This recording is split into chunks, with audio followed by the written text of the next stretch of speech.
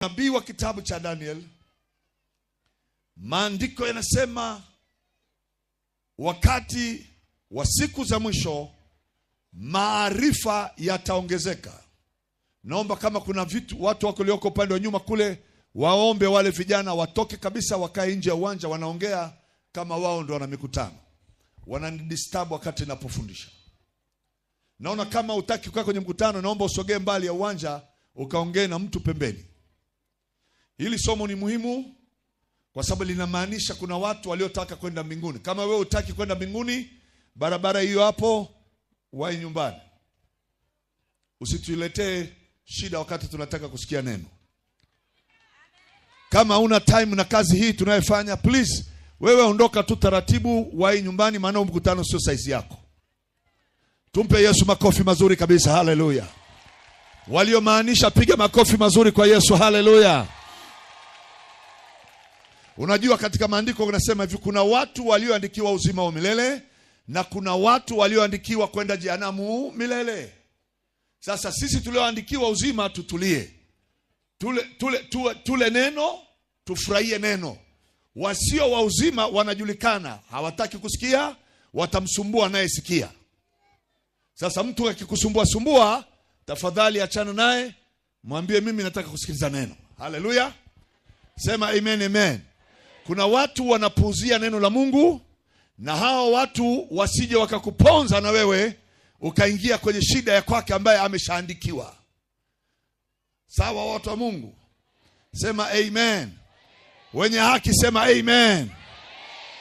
Nimesema hivi, katika kipindi hiki Daniel amesema hivi, siku za mwisho maarifa yataongezeka.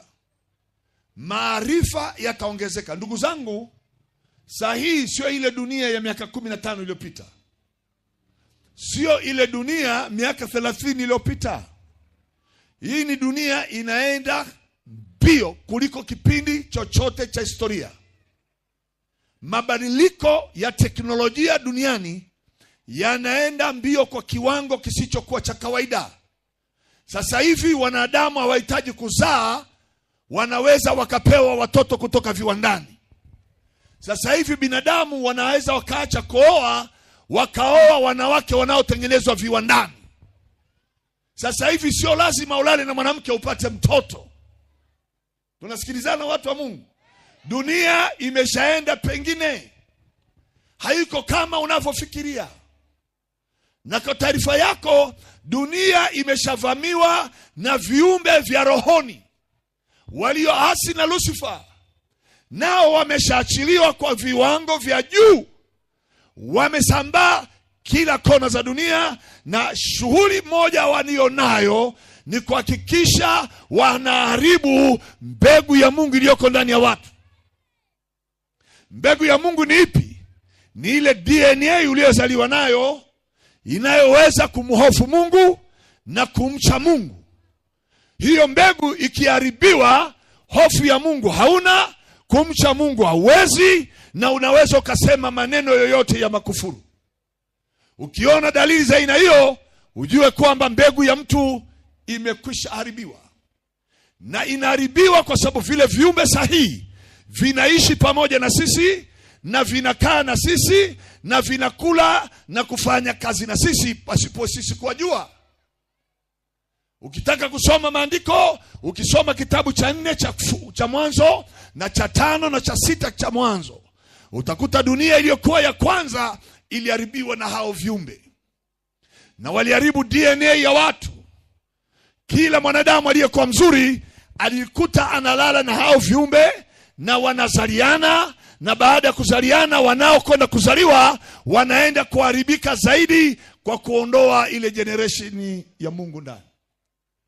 Ndio maana gharika alikuja ikafuta dunia nzima. Alibaki Nuhu na watoto wake 3. Na leo hiyo ni dalili nyingine kubwa isiyokuwa ya kawaida. Wao wapendao kufanya zinaa na uasherati, na waonya leo, hii sio ile dunia unayofikiria. Nimetoka Vwawa, mkoa wa Songwe. Mwanamke alinijia akaniambia, baba, nimesikiliza kwenye redio ukihubiri. naomba nisaidie. Ni nini mama? Akaniambia, nimekutana na mwanamume mzuri, anaendesha malori anayevuka boda ya Tunduma. Nimejikuta nimempenda, naye kanichukua, tumekaa naye kama wapenzi, lakini kwa kuibia, kwa sababu mimi nina ndoa. Katika hiyo hali akaishi na huyo bwana kwa kujificha kwa muda. Siku moja akiwa chumbani kwake amelala, na amelala na mume wake wa ndoa, akakuta yule mwanamume naye yuko kule chumbani. Akimuuliza, umetokeaje humu ndani na nyumba imefungwa? Akamwambia, mimi sio binadamu. Ukujua kwamba mimi sio binadamu? Akamwambia, nitajuaje? Akamwambia, mimi sasa sio. Na mume wangu akasema, huyu amelala na hawezi kuamka mpaka kesho saa 4. Yule jamaa akalala ndani ya chumba, akamaliza shughuli zake asubuhi, akaoga, akavaa nguo, akanywa chai. Alipoondoka, mume mwenye ndoa akaamka. Baadaye akamwambia mkewe, yule mwanamke akamwambia yule bwana, sasa huyu mume wako lazima tumue. Na yule bwana mwanamke akamwambia, tutamuaje? Akasema, lazima tumue, tumtengeneze ajali barabarani. Hizi ajali mnavoziona huko barabarani sio ajali za kawaida. Nyie chukulieni kama vitu vya kawaida. Mwanamume akatengenezewa ajali, akafa. Msiba ukawa mkubwa, mazishi yakatokea, wakamaliza. Mwanamke yule anajua moyoni kitu gani kinaendelea, maana ameshampenda yule bwana na hawezi kumwacha. Siku zimeenda, yule bwana akamfikia tena, akamwambia, sasa yatosha, nataka unizalie watoto. Mwanamke akazaliana na huyo bwana, kazaliana wasichana 2 wazuri. Baada hapo, baada ya kuzaa, watu wanampongeza mwanamke, amezaa watoto wazuri. Mama anawaona watoto wake, anamuona mtoto aliyemzaa, kichwa ni nyoka, kichwa cha nyoka, mwili ni wa binadamu. Lakini watu wengine wakija wanaona mwili wote binadamu na sura ya mtoto ni mzuri. Mama kazaa mtoto wa pili, kichwa nyoka, mwili binadamu. Mama anaendelea kulea watoto, wamekuwa watu wazima, wasichana wazuri.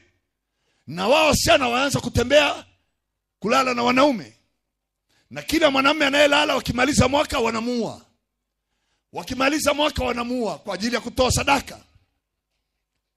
Hapa mmekuwa na misiba mingi. Sio mingine, ni misiba Mungu amependa. Vijana wengi wanakufa, sio Mungu amependa. Mpango wa Mungu sio kuua binadamu. Sema amen, amen. Hali iliyoko sasa hivi sio nzuri. Hawa viumbe kule Ulaya wameongezeka kuliko kawaida.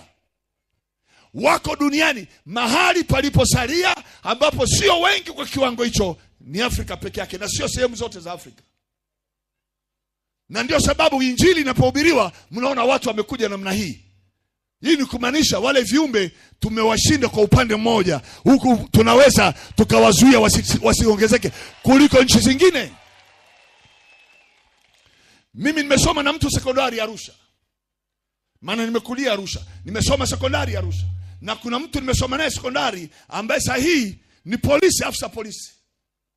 Na huyo afisa polisi Arusha niko naye kila siku. Nimeenda Vwawa, nimekutana naye. Namuuliza, umeondoka Arusha lini? Akasema, mimi sijawahi kanyaga Arusha. Kule ni polisi, huku ni polisi. Nashindwa kuelewa huyu na yule, kwani kuna tofauti? Mko mapacha? Hapana. Narudi Arusha, namkuta yule Arusha yupo.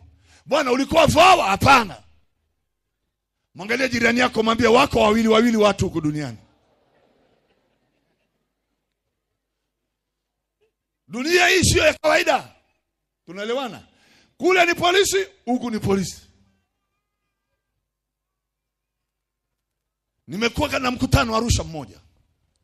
Huu mkutano Arusha, baada ya mkutano msichana mmoja alianguka kwenye mkutano. Akachukuliwa na timu ya maombi kwenda kuombewa. Mpaka namaliza crusade, maombi bado yanaendelea kuondoa yule pepo kwa yule binti. Nikaenda kumwangalia kwa nini hajatoka mpaka sasa hivi. Nikasema ni nini? Yule binti akaongea, hawa watu wananishikashika, si waniachie niende zangu nyumbani. Angalia wazazi wangu wananilusubiri. Mimi nikasema kama kawaida, nenda. Kama unaenda nyumbani, amka nenda. Mbele ya macho yetu tuko zaidi ya watu 8. Akapotea mbele ya macho. Msichana wa miaka 16 anaitwa Morin. Kapotea mbele ya macho. Tukabidi, wengine waliogopa kidogo, wana maombi, wengine sio wajasiri, wakataka kukimbia. Sasa mkikimbia, si akikuta huko njiani, ikabidi warudi tuombe. Baada ya kuomba tukaondoka, hatujui chochote. Kila mmoja nyumbani kwake. Asubuhi, kwa sababu mkutano wangu uko karibu na ofisi ya serikali ya kijiji, ofisi ya kijiji kaniambia kuna msichana ameanguka mahali, ameokotwa, yuko hapo ofisini. Fahamu zake hazijakaa vizuri. Kwenda kumwangalia, ni yule msichana aliye wa jana. Nikamwambia mwenyekiti wa kijiji, na ni mmoja katika watumishi anayemhubiri Kristo. Nikamwambia mwenyekiti, huyu sio binadamu. Huyu ni kiumbe cha rohoni. Jana tulikuwa nacho hapa, kilipotea. Kwa hiyo hichi kiumbe kiachiwe, maana hiki sio cha kukiombea. Baadaye akainuka akasema, mimi naomba msinishike, mniachie niondoke. Mama mmoja wa kanisa langu akasema, lakini pastor, mimi, huyo mama anajiamini kwenye maombi, mimi naomba huyu msichana nimchukue nikakae naye nyumbani. Nitamuondoa hiyo shida, nitamwombea. Nikamwambia, binti yangu, huyu sio binadamu. Usifikiri binadamu kama unavyofikiria. Yule binti akachukuliwa na yule mama. Mama kakataa kunisikia. Usiku wa manane, yule msichana ameweka kwenye chumba chake mwenyewe. Mama mwenye nyumba amejenga nyumba kubwa nzuri, watoto wake akawahamisha, akawapeleka chumba kingine. Akamweka huyo binti murini kwenye chumba chake. Usiku wa saa 6 wakasikia mlango unakwanguliwa, kama kuna kiumbe kinakwangua mlango kwa kucha. Kwenda kufungua, yule binti amegeuka chui. Akamrukia mama na mume wake. Ile hali ya kumrukia, kilichowaokoa tu ni kusema kwa jina la Yesu. Lile chui likaanguka pembeni, likaondoka nje ya nyumba, likaingia kwenye boma la wanyama wake. Mimi naishi kijijini, sikai katikati ya mji. Akaingia kwenye boma la wanyama, akaua ng'ombe, mbuzi, kondoo zaidi ya 10 na akawapasua kwa sekunde moja. Hakuna mnyama hata mmoja libaki. Yule pepo, yule chui akapotea, mpaka leo hatujui yuko wapi. Anaitwa Morini, alikuwa na miaka 16. Hii dunia sio ile dunia unayoiona wewe. Sio kila mtu unafanya naye kazi ukafikiri ni mtu mwenzako. Sio mwanamume unayelala naye ukafikiri amekupenda. Sio msichana unalala naye ukafikiri ni binadamu wa kawaida. Saa hii inatakiwa dunia ijue tuna vita kati ya nuru na giza. Na hawa viumbe wameshaingia juu ya nchi, na wanafanya bidii mno watu wasiingie katika ufalme wa Mungu, waende jehanamu pamoja na wao. Na huu mkutano uko wazi kabisa, na unaonekana katika ulimwengu wa roho. Wapo kwenye mji huu hao viumbe, na wengi wenu wameshachukuliwa mateka na hao viumbe. Dunia imegeuka. Geukia jirani yako, mwambie ole wako ukutane nao. Na hatari ya kukutana na hao viumbe, lazima nyumba yenu itaingia umaskini, namba 1. Itaingia magonjwa yasiyoponyeka, namba 2. Namba 3, mafarakano yasiyoisha. Lazima waharibu familia, lazima waharibu uchumi, lazima waharibu afya ya watu. Afya ya watu wengi sio afya kwa sababu Mungu amependa kwamba waugue. Sio. Wengi wana magonjwa yanaitwa magonjwa ya ukoo. Magonjwa ya ukoo sio ukoo.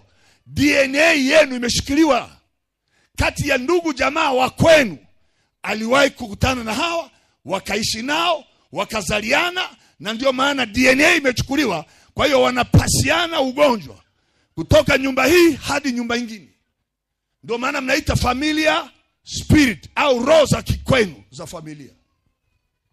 Hii dunia inaenda mbio, na saa hii tunakaribiana kabisa kwa hesabu ya wingi wao pamoja na sisi kwa Afrika. Kwa Ulaya wameshachukua 3/4 ya Ulaya. Makanisa yaliyokuwepo Ulaya yalileta injili Afrika. Leo yanauzwa makanisa, na hakuna watu wa kuabudu, na dini hakuna tena ya Kikristo. Hata wameshatangaza Uingereza, kanisa lisiitwe kanisa, liitwe taasisi ya kijamii. Na hata kwenu uandikishaji, sio ofisi kuandikisha kanisa, taasisi ya kijamii, jumuiya za kijamii. Tunaenda mahali pa mwisho. Jina kanisa linatakiwa lifutwe. Jina wa Kristo linatakiwa lifutwe.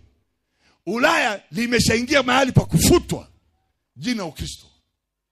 Ukisema Ukristo unashangawa na watu. Polisi wako tayari kukufunga kwa kuwa wewe ni Mkristo. Ulaya, dunia inaenda taratibu. Wokovu tulikuwa tunahubiri kwa uhuru, sasa hivi ule uhuru utaondolewa very soon. Hawa jamaa wanatawala dunia. Sahi ndio wanaoshikilia uchumi wa dunia. Wanaitwa Vanguard au BlackRock.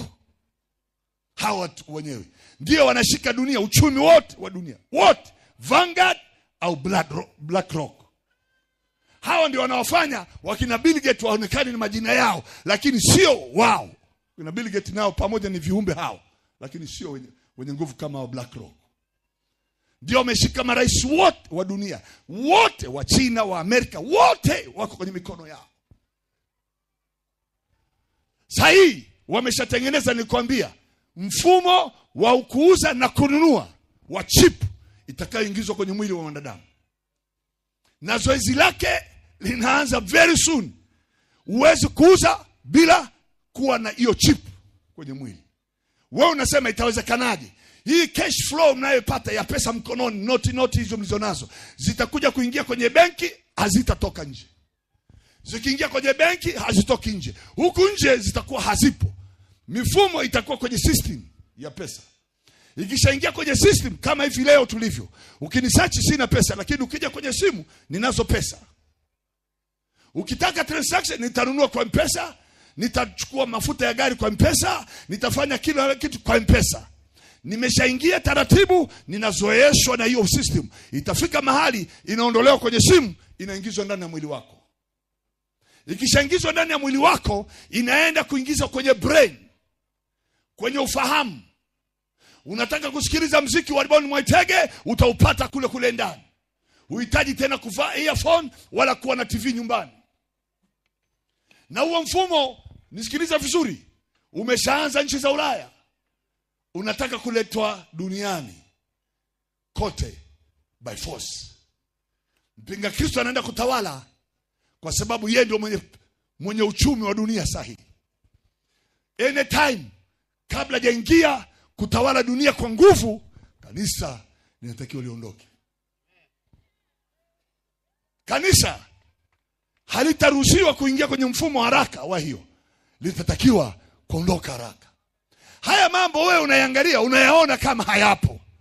Ndugu yangu, ungelijua dunia, kwa sababu ufuatilii, huwezi jua chochote. Hali halisi ya dunia sahihi imeshaporomoka. Na ndio maana Yesu anasema kwa mtini jifunzeni. Maana kifungua macho litazame taifa Israeli. Mkiliona ule mtini umechipua, ule mtini Israeli imerudi kuwa taifa. Maana iliondolewa kuwa taifa miaka zaidi ya 2000 iliyopita. Waisraeli wametawanywa duniani. Sasa wamerudi kwenye ardhi yao. Wamerudisha na Yerusalemu. Ukiona imekuwa nchi, majira ya mavuno yameshakuwa karibu. Nisikilize kwa makini. Majira ya mavuno yameshakuwa karibu. Anasema Yesu, amin nawaambia, kizazi hiki hakitapita hata yote yametimia. Kizazi anachosema Yesu ni waliokuwa taifa Israeli mwaka 1948 tarehe 14 mwezi wa 5. Hakitaisha hicho kizazi. Hakitakufa. Hao waliozaliwa 1948 baada ya vita vya pili vya dunia, hawatakufa hao bila unabii huu wa Yesu kurudi kutimia. Sasa hivi wana miaka 76. Na 70 au 80 ni kizazi kimoja. Kama 70 au 80, Israeli sahihi wameshakuwa ni taifa, sio taifa dhaifu, ni taifa lenye nguvu, lina uwezo kijeshi, lina uwezo kisayansi, lina uwezo kiteknolojia, lina uwezo kwenye kila eneo la maisha ya mwanadamu. Leo Israeli wanalisha dunia chakula. Dunia inategemea matunda kutoka Israeli, maziwa kutoka Israeli, vyakula kutoka Israeli. Na watu wa Israeli wana ardhi ndogo kuliko mkoa wa Geita. Ardhi ndogo kuliko mkoa wa Geita. Lakini wanazalisha. Dada yangu ni Mwisraeli, anaitwa Rachel. Yeye ni mwanasayansi wa mbegu ya ngano. Nimetembelea maabara aliyokuwa anatengenezea hiyo ngano miaka 20 au 30 iliyopita. Nilitembelea hiyo maabara akiwa kwenye chuo kikuu. Ni nini anachofanya? Anataka kuhakikisha ngano haitavunwa kwa miezi 3 au 4. Akaifanya ngano inavunwa wiki 2. Unaipanda leo, maji ya kwanza, ya pili, ya tatu haitaji maji tena, unapeleka mashine kuvuna. Hiyo ngano inalimwa Ukraine, inalimwa Urusi, inalimwa India. Na wanasambaza unga wake dunia nzima. Yule dada hafanyi kazi nyingine, yeye anakula percentage ya ile ngano mbegu yake inapouzwa duniani. Ametulia, anazunguka dunia. Mtoto wa shangazi yangu mmoja anaitwa Lisa. Yeye ametengeneza mbegu ya nyanya. Ikipandwa inakuwa kama mti, inavunwa mwaka mzima. Kila siku unaivuna. Wakati wao unangojea uweke mambo ndogo tu, ukavune kakiisha, kameisha. Wenzako wanakula kwenye mti. Wanalisha dunia. Ng'ombe wa Israeli, ng'ombe tu. Ng'ombe Israeli wana ng'ombe. Ng'ombe wao wanazalisha maziwa kuliko ng'ombe wa Amerika, kuliko ng'ombe wa Australia. Na ni nchi pekee Amerika na Australia zina ng'ombe wengi kuliko ng'ombe wote duniani. Wao ng'ombe chache, kila ng'ombe akiendelea kula pumba au majani, maziwa yanatoka yamewekwa kwenye bomba, yanatiririka namna hii kama bomba, yanauzwa dunia nzima. Wana uwezo wa agriculture, kilimo. Sasa hivi maembe, machungwa kwao sio tena ya kuvuna kila wakati, baada ya mwaka wanavuna. Wao wanavuna every day. Ndizi wanavuna kila siku. Dunia imeshageuka. Haleluya. Sema amen, amen. Jana niliwapa ahadi hii. Kaambia nitawaeleza kwa nini Gaza kuna vita leo. Tunaelewana watu wa Mungu? Bwana Yesu asifiwe. Mwaka juzi, nchi ya Kiarabu ya Saudi Arabia, mahali kuna msikiti mkubwa wa Maka, mfalme au princess, mtawala mtarajiwa anaitwa princess. Mfalme yuko madarakani. Baba yeye bado alifi yake sio nzuri, kwa hiyo ameshamtangaza mwanae anaitwa Princess Abdullah bin Saladan, ndiye mtakaye kuwa mtawala wa ufalme wa Saudia. Huyo kashatengeneza mpango wa mkakati wa amani kati ya taifa la Israeli na nchi za Kiarabu. Na hilo limenenwa na nabii Daniel, na limenenwa na Yesu pia, na mtume Paulo ameliongea pia, kwamba watatengeneza mpango wa amani wa 7 years. Unaitwa peace agreement between Israel na nchi za Kiarabu zinazomzunguka, ambazo tunaita sisi wa Kristo. Watatengeneza mpango wa amani na mpinga Kristo. Na mpinga Kristo ni nani? Ni yoyote anayesema Yesu sio mwana wa Mungu. Finish. Mtu yoyote anayesema Mungu hana mwana, huyo ndio mpinga Kristo. Kwa hiyo ukitafuta mwingine, unayo hapa jirani yako. Sasa huo utawala wao umeshatengeneza mpango wa amani. Wakaambiana na Israeli. Nisikiliza vizuri. Nitakueleza, uende kwenye kompyuta, simu yako ya mkononi, Google, uangalie kama naongea uongo.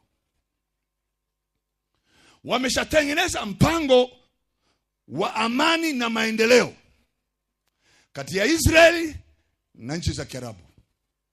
Na ule mpango Israeli wakawekea masharti, na yakatengenezwa masharti kwa sio tatizo. Masharti ya Israeli yakawa ni haya: tunahitaji na sisi kuwa na mahali pa kuabudu. Waisraeli hawana mahali pa kuabudu. Hawana hekalu. Hekalu limebomolewa. Waisraeli wote wanaenda kwenye ukuta, mabaki ya ukuta wa Yerusalemu ambaye hayakubomolewa. Wanaenda kwenye huo ukuta, unaitwa ukuta wa maombolezo.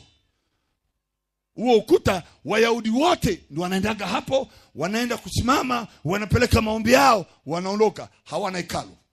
Hekalu lao lilibomolewa mwaka wa 70 na Warumi.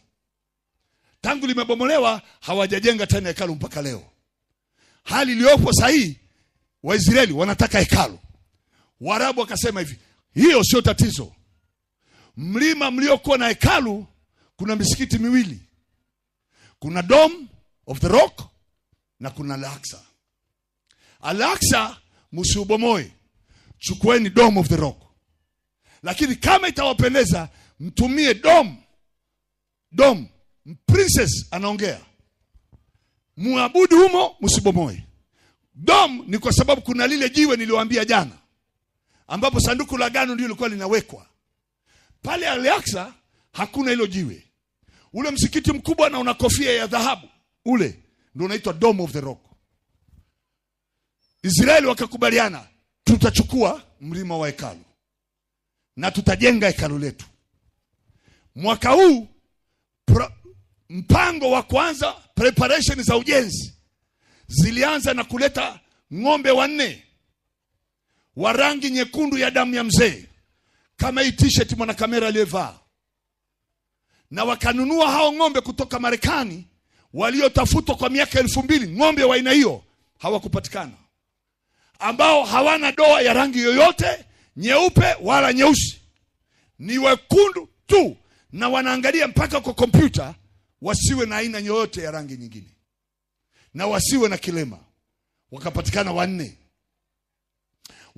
Wameletwa kutoka Marekani, wamepelekwa Israeli. Walitakiwa wachinjwe mwezi wa 4 mwaka huu, tarehe 24 mwezi wa 4 mwaka huu. Na walikuwa wanachinjwa wakati wa Pasaka ya Wayahudi, ilikuwa ni mwezi wa 4. Walisherehekea mwezi wa 4. Na majivu, sio damu, majivu ya hao ng'ombe ndiyo yanayochukuliwa kwa mujibu wa Biblia kwenda kumimina kwenye eneo la ujenzi wa hekalu. Majivu yale wanatamka ni majivu ya utakaso wa kuondoa miungu mingine iliyokuwa inaabudiwa katika eneo la hekalu. Kwa hiyo msikiti ulikuwa hatarini kwa kuharibiwa. Sasa baada ya kujulikana hivyo, walipopeleka ajenda Umoja wa Mataifa, nchi za Kiarabu na Israel, mwaka jana mwezi wa 9 tarehe 18, 19, 20 pakawekwa kikao cha dharura. Mataifa yote duniani walikutana Umoja wa Mataifa. Kikao kilikuwa ni ajenda miaka 7 ya amani na maendeleo kati ya Israeli na majirani zake. Ya pili, Israeli kujenga hekalu lao. Haleluya. Sasa watajenga wapi? Kwenye mlima wao. Huo mlima kuna misikiti miwili. Ukibomoa, balaa duniani. Mkiacha, basi kutatulia na amani. Israeli wakakusudia, tutabomoa, tutajenga hekalu, na hata vifaa vya ujenzi wa hekalu vimeshaandaliwa. Hakutakuwa na kitu kinangojewa sahihi. Sasa tarehe 17, 18, tarehe 17 ilikuwa sikukuu ya matarumbeta ya Wayahudi. Netanyahu akasafiri akaenda Umoja wa Mataifa. 18 kikao kimekaa mwaka jana mwezi wa 9. 20 wamemaliza kikao, wameweka mkataba. Umoja wa Mataifa ikapigwa kura. Nchi chache za Kiislamu zikakataa makubaliano yale. Moja ya hiyo nchi ni Iran, ikiongoza mataifa mengine ya Kiislamu yaliyo na imani ya Kishia walikataa, lakini mataifa mengine ya Kiislamu yenye imani ya Sunni walikubali. Sasa hali ikaja hivi, mataifa ya Kishia yakaamua kutengeneza mpango wa kukomboa ule mlima, Wayahudi wasibomoe msikiti wao. Ndio maana vita vya Gaza vikatokea, vinaitwa Operation Al-Aqsa Gaza. Wakaingia tarehe 7 mwezi wa 10 kuanza vita na Waisraeli. Badala vita viendeleze, wakarudi nyuma wao, na kutokea hapo Israeli ikaamua kuiteketeza Gaza kabisa. Na mpaka dakika hii ninachokuambia, Gaza haitakalika miaka 50. Hamna nyumba itakayesimama Gaza. Na hakuna Mwarabu wa Jordan, wa Saudi Arabia, wala wa Misri anayempokea Mpalestina hata huyu, kwa sababu hawa waliweka sign. Wewe Mpalestina umevunja sign, mkataba tulioweka wa amani, umeanza vita, pigana mwenyewe. Waarabu hakuna hata mmoja anamsaidia Mpalestina, nyewe ni mashahidi. Haleluya. Wakati Waislamu wana umoja wao, ukimgusa Muislamu mmoja misikiti yote inakupiga. Lakini walipoenda pale, kwa sababu tayari kuna mkataba, wewe umeamua kuingia vitani kuharibu mkataba wa amani. Saudi Arabia imefunga mipaka, haipeleki chochote, haipeleki wala kumfungulia Mpalestina mmoja kuingia Saudia. Wala Misri tena wameongeza fence wasivuke. Jordan hivyo hivyo. Kwa nini? Na wao ni kitu kimoja.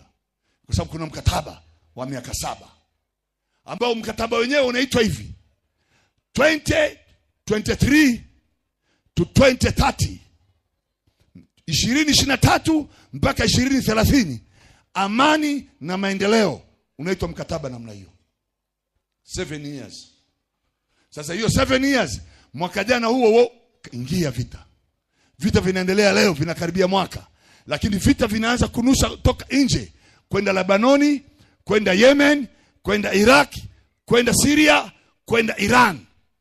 Baadaye vitashika moto dunia nzima. Dunia nzima. Kwa nini? Ndio kusomea maandiko jana. Lazima Israel ibomoe Dome of the Rock na Al-Aqsa ili kujenga hekalu lao. Na kwa taarifa yako, Netanyahu alishatangaza kwamba tunajenga. Tena alisema Novemba 2024 tutaanza ujenzi. Sijui kama atasubutu kwa wakati huu, japo dunia nzima inamshinikiza Mwisraeli asifanye. Maana akifanya hivyo tu, kuna nchi kama Urusi, China, Korea na nchi za Kiarabu zingine za Kishia zimepatana kwa pamoja. Akifanya hivyo, tutakwenda kumwangamiza Mwisraeli. Sasa Mwisraeli, sijui, nilikupa maandiko jana, vita anaviweza. Amini usiamini, mpaka dakika hii ngoja nikwambie, hajatumia silaha zake za kiteknolojia. Namba 1, Israeli atatumia anga. Atatumia anga peke yake. Hizi satellite mnazosikia, satellite za mawasiliano, zinazoongoza ndege, zinazoongoza mabomu yanaenda kwa masafa marefu, zinazoongoza mabomu ya nyuklia kwenda masafa marefu. Satellite hizo, nikupe siri, dada yangu anaitwa Ana, ni mkubwa wangu. Ana ameolewa na familia, wao ndio wagunduzi wa satellite duniani. Mimi mwaka 90 ngapi niliomba kwenda kumtembelea Ana. Nilinyimwa kumtembelea Ana mpaka nitimize masharti. Moja ya masharti, hizi chip niliingiziwa kwenye mkono wangu wa kushoto, na alama mpaka leo ninayo. Niliingiziwa ili waweze kujua mawazo yangu, ninachoongea na mtu, hata nikiongea lugha gani wanaitafsiri hiyo lugha haraka sana. Nani naongea naye, niko wapi na ninafanya nini, kwa miezi 3. Wakagundua huyu jamani fala, ni mhubiri wa Injili, hana habari yoyote ya kitu kingine. Wakanipa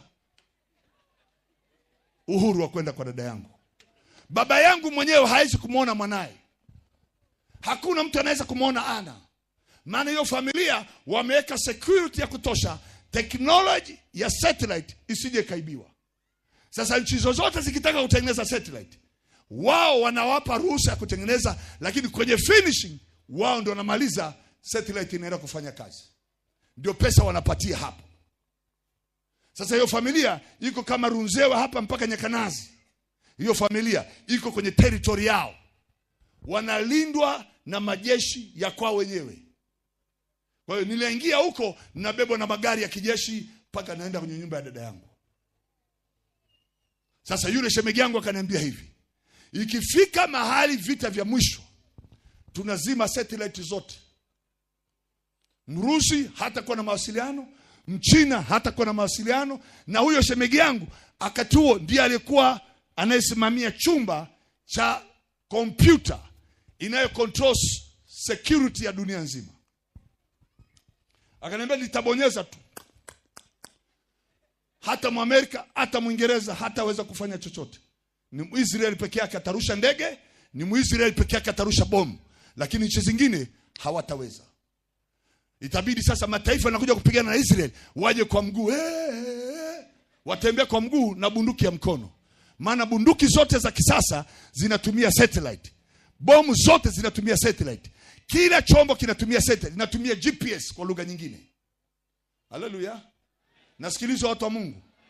Wakati nasoma maandiko kipindi cha nyuma, nilishindwa kuelewa itakuwaje kwamba Mungu atakwenda kuyahukumu mataifa katika udongo wa bonde la Yehoshafati na kuiangamiza majeshi ya Warusi na majeshi ya mataifa yote yatakuja kupigana na Israeli kwenye bonde la Yehoshafati. Itakuwaje na wakati vita ni vya kisayansi? Nilipofika kwa dada yangu nikajua haya, nikasema kweli maandiko hayajipingi. Watazima wasambaa watatoka hapa kwa mguu kwenda kupigana na Israeli. Waliokuwa na jazba kwenda kumwangamiza Myahudi watakwenda kuawa. Waisraeli wametengeneza satellite nyingine inayonyonya mwanga wa jua kama sola vile, iko huko juu. Watakapoiachia wanaachia kama moto wa gesi.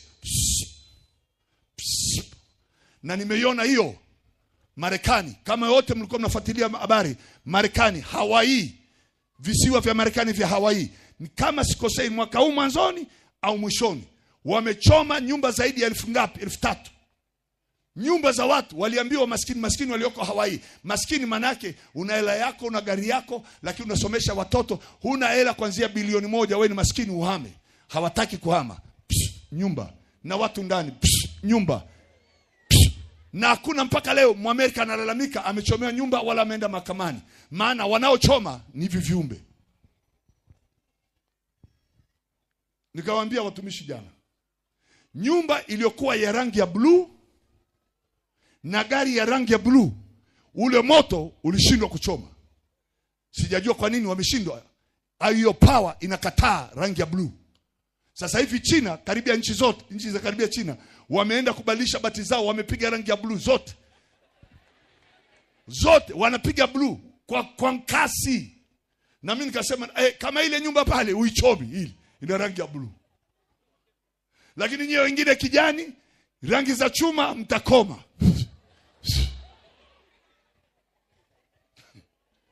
Mwendo unaenda mbio, maarifa yanaongezeka. Ninachomwona Yesu yuko karibu. Hawa viumbe wakiongezeka, kanisa linatakiwa kazi moja. Sema amen, amen. Nisikilize tena kwa makini. Najua hesabu Mungu anaipiga sasa hivi nimeshaielewa. Hesabu ni hii. Mungu aliyobaki nayo. Hawa viumbe wa rohoni wanaozaliana na binadamu kwa kasi sana.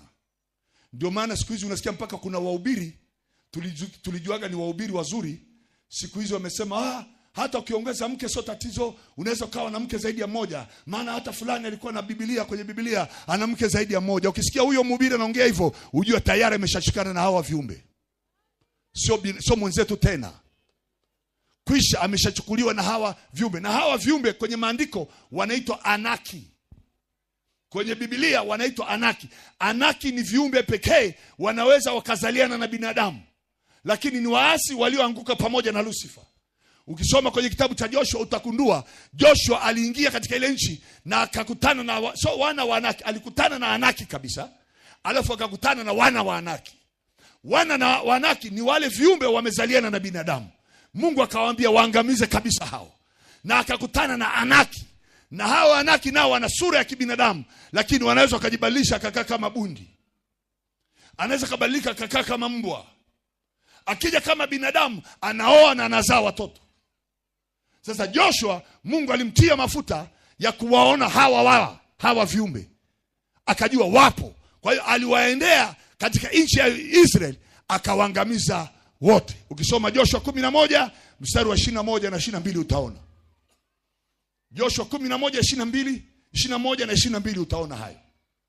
Wa Anaki. Na hao Anaki sasa hivi ndio wanaomiliki dunia.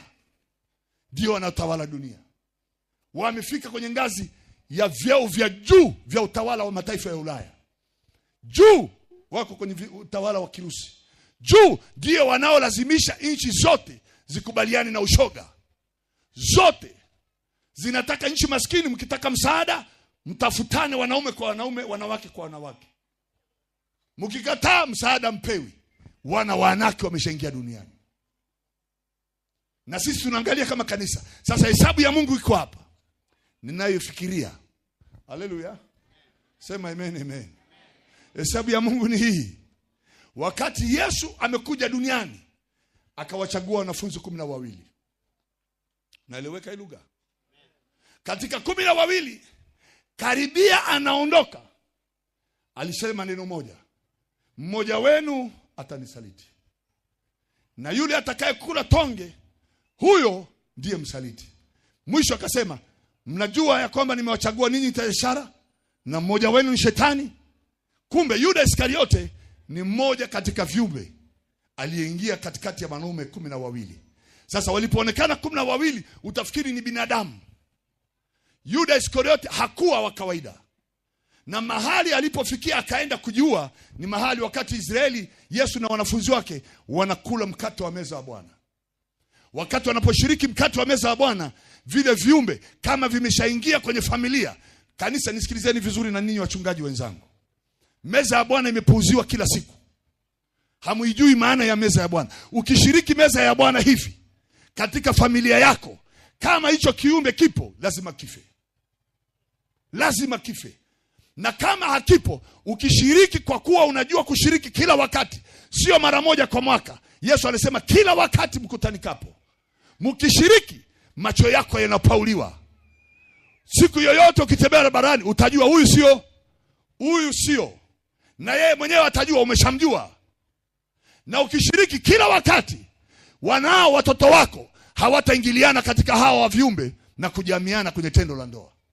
Lakini wakishaingia kwa watoto wako wakajamiana, watasababisha maskini kwao, watasababisha kukataliwa, watasababisha hawatakaa na amani duniani. Lakini ukishiriki sio mara moja, shiriki kila wakati. Na makanisa yamechemsha, yanashiriki, wengine hata hawajui mara ya mwisho alishiriki lini. Hawajui. Na Yesu alisema fanyeni hivi kila wakati. Hiyo nguvu ya damu ya Yesu ndio pekee inayeua kwenye generation yetu. Wakiwepo kwenye nyumba yetu lazima wafe. Kama ameshazaliwa na hicho kiumbe na dada yako, huyo aliyezaliwa lazima afe. Mtamzika. Nimefanya hiyo. Lakini ushirika wenyewe lazima iwe ni mzabibu, sio juisi ya watu. Sio black currant. Sio Fanta. Iwe mzabibu yenyewe, na iwe ni mkate usio na chachu. Sio biskuti wala mkate wa dukani. Lazima ushiriki kabisa chapati uliotengeneza nyumbani na zabibu ya kwako umetengeneza nyumbani. Msipofanya hivyo, utalala na hawa jamaa na utaenda. Kiboko yao damu ya Yesu. Sasa hesabu iko hapa. Haleluya. Injili inapohubiriwa hivi, watu wanaompa Yesu maisha hawajaribiwa pastor. Hawajazaliana na hivyo viumbe. Lakini wale wanaokataa kuokoka mpaka kifo, wataona miujiza hawaokoki. Wataona watu wanaponywa hawaokoki. Wataona wanafufuliwa watu hawaokoki. Ujue huyo ni kizazi cha nyoka. Hawawezi milele kuokoka mpaka mauti. Ukiona watu wa namna hiyo, usipate shida. Ukiona kuna watu wananyanyua mkono kuokoka, mshukuru Mungu, kuna kizazi salama. Ngoja niwaambie neno lingine. Mwenye dhambi anasamehewa hata kama ametenda dhambi gani. Mwenye dhambi anasamehewa. Lakini aliyezaliwa na Anaki, maana yake asili ya DNA yake haina Mungu tena. Kwa hiyo haiwezi kuokoka forever. Ni mwana wa jehanamu. Hicho ndicho kilichotokea kwa wana waitwa Kanani, Wahiti, Wahivi, Wayebusi, Wagagashi. Waliandikiwa wawawe mpaka na watoto wao. Kwa kuwa hawakuwawa, na Anaki wengine wakabaki Gaza. Anaki kabisa wakabaki Gaza, Ashdod pamoja na Gati. Hapo Gaza hicho kizazi kipo. Ndicho kinacholeta shida kwa Israeli. Na ndio wamezaliana sasa, wamejaa kona zote za dunia. Sasa issue iko hapa. Ulaya hawataki injili, maana wana Anaki wameshaenda huko. wamebaki Afrika. Na hapa Afrika sasa hii nataka wachungaji, wahubiri, tuondoke kwenye majengo haya, tuweke mikutano ya nje. Inawezekana utampata mtu mmoja aliyesalia, utakwenda kumuondoa katika asili hiyo, ili akiingia kwenye hesabu ya wanaookoka, tupate hesabu ya wanaokolewa kwa haraka kabla hawajaingiliana na hawa viumbe katika mwili. Waliingiliana wakati wa Nuhu, hakawa hamna mtu tena binadamu isipokuwa Nuhu na wanae. Ishu ni ngumu. Ni nani unayemfikiria rafiki yako? Sasa hivi ninyi wazazi, mna watoto wako boarding, mna watoto wako sekondari, mna watoto wako vyuo vikuu. Kuna binti yangu mmoja, sio msichana wa kumzaa, lakini ndiye aliyenifanya nikaijua Songea. Alinijua nikiwa mhubiri, akiwa ameenda chuo kikuu Songea, akanitafuta, akanipigia simu, akaongea na makanisa ya Songea, baba tafadhali tunaomba uje Songea. Akaniunganisha na makanisa kule. Sikuwahi kufika Songea, nikaenda Songea, nikahubiri Songea. Kile chuo kikuu cha kule Songea kikafungwa, sio ilikuwa ni kipindi cha Magufuli, kikafungwa, kilikuwa hakijatimiza masharti yote. Kwa hiyo wakatolewa wanafunzi, wakasambazwa kwenye vyuo vikuu vingine. Huyo binti akaja UDOM. Kuja UDOM pale Dodoma, akiwa pale UDOM siku moja akanipigia simu. Akaniambia, "Dadi, uko wapi?" Nikamwambia, "Niko Dodoma, nimekuja kwa kongamano." Akaniambia, "Natamani nikuone, nikutambulishe mchumba wangu." Nikamwambia, "Njoo naye." Akaja na kijana mmoja. Alipokuja na huyo kijana, kwanza akamweka nje eneo la mbali kidogo, lakini namuona chini ya mti mahali. Alafu mimi nimesimama na huyo binti. Nasema, "Ndio yupi?" Akasema, "Ni yule pale amesimama." Nikamwambia, "Yule sio binadamu." Nikimwangalia namwambia, "Sio mtu yule." Akaniambia, "Ni mwanadamu, tena tunaswali naye kanisa moja." Sitaki niliseme hilo kanisa. Akaniambia, "Tena tunakaa naye na ni mwimbaji." Nikamwambia, "Sio mtu." Nikamuuliza neno lingine, "Umeshalala naye kwenye zinaa?" Akasema, "Ndio dadi." Nikamwambia, "Kwisha." Nikamwambia, namwambia hapo hapo, "Nenda hata usiku huu, katafute mwenyewe zabibu, tafuta chapati hata kama bila pasta. Kula, mwambie Yesu, hii ni damu yako, naomba niondoe na huyu mtu." Dada alinidharau.